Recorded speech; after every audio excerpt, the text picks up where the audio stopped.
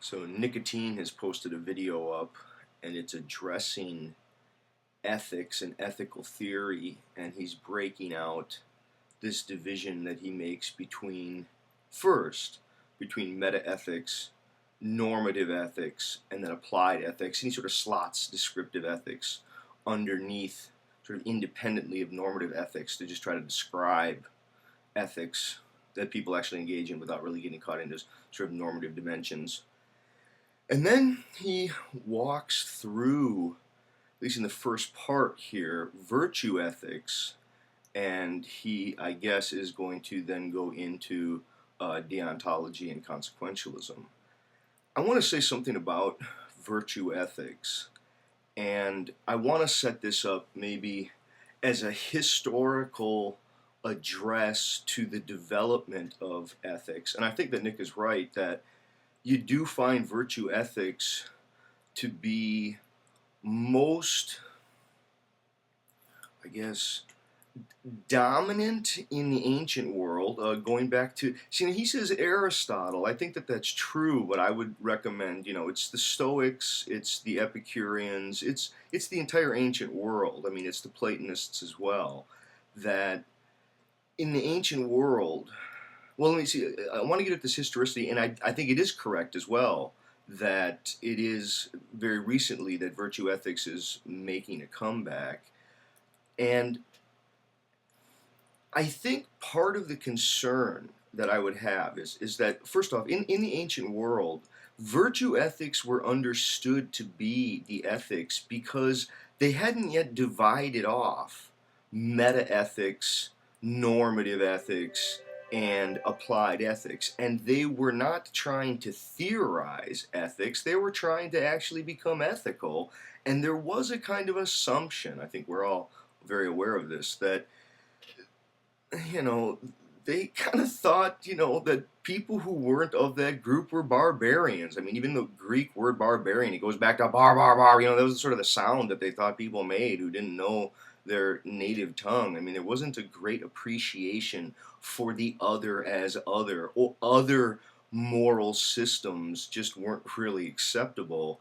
And to that extent, it was capable of sort of orienting people toward what the virtuous person is. And it's things like patience,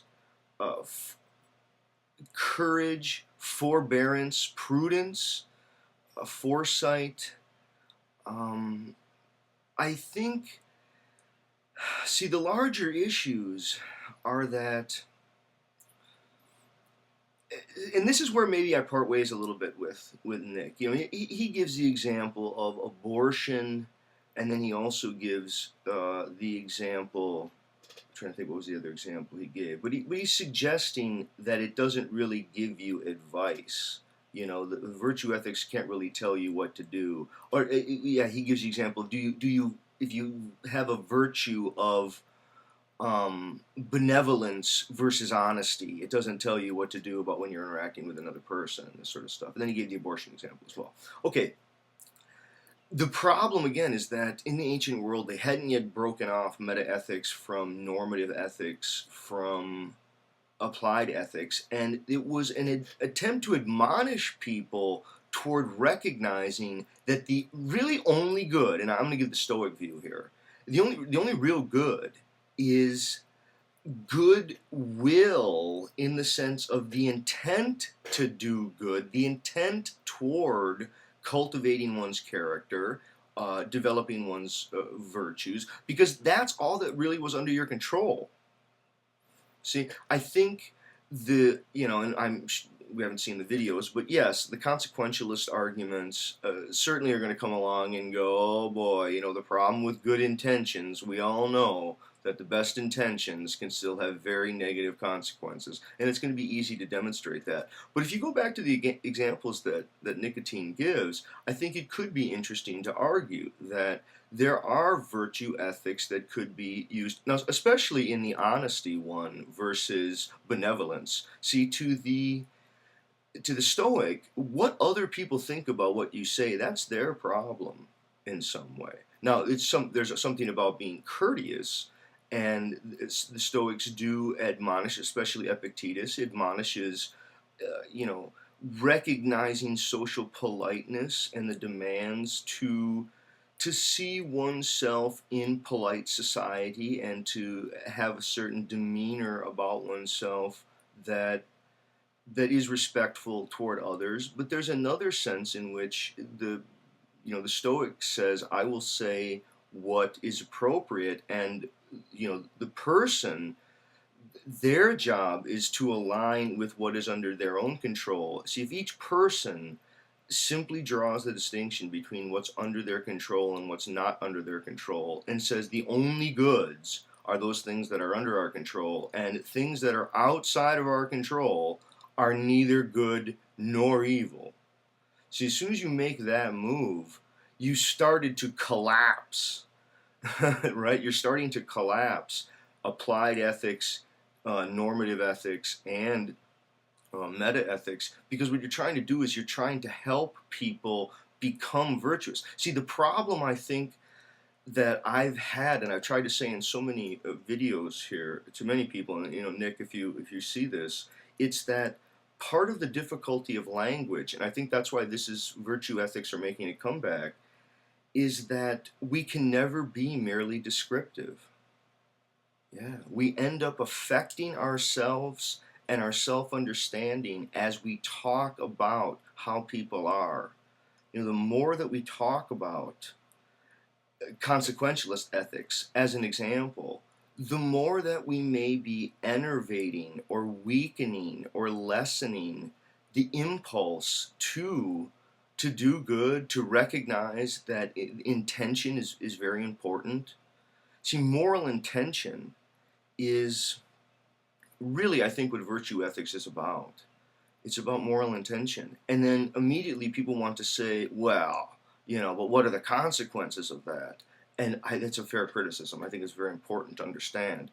I think what one wants is, from my own perspective, you want all three of them. You don't want to go, oh yes, let's do virtue ethics rather than consequentialist or rather than deontology. No, I don't think you want to pick one. I think the ethicist wants to see the value of all three, but from a historical perspective. From a historical perspective, you want to see why it began with virtue ethics. I think that's so important.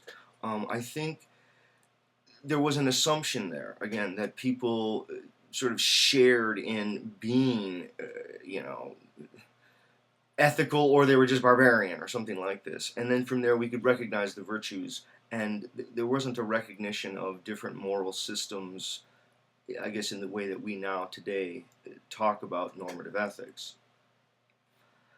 To try to see, though, what happens as we now, in armchair philosophy, want to theorize ethics, just think about ethics, talk about ethics, without actually being concerned about ethical application, it seems so antithetical to a good bulk of virtue ethics. Now, certainly, some virtue ethics are really going to stress the importance of reasoning as a good, because that's something that's under your control, and the exercise of reasoning and thoughtful deliberation about moral cases in the abstract, and to trying to think about those maybe would help. Okay, let's go back to the case of abortion here. I guess I'm running out of time.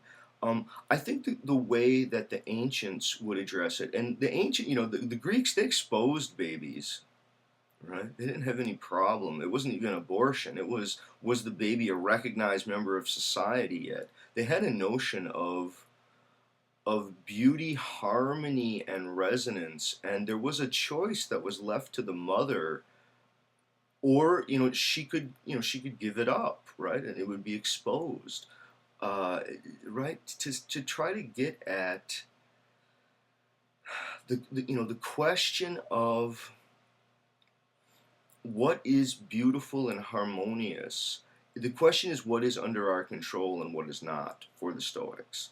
And I think the more that we try to divide off these ethics, maybe the more problematic it is. I wouldn't want to say that, virtue ethics is all that one needs, but I do think a proper historical context really helps to understand some of this. At any rate, hey, thanks so much for that video, Nick. I really enjoyed it. Okay, bye-bye.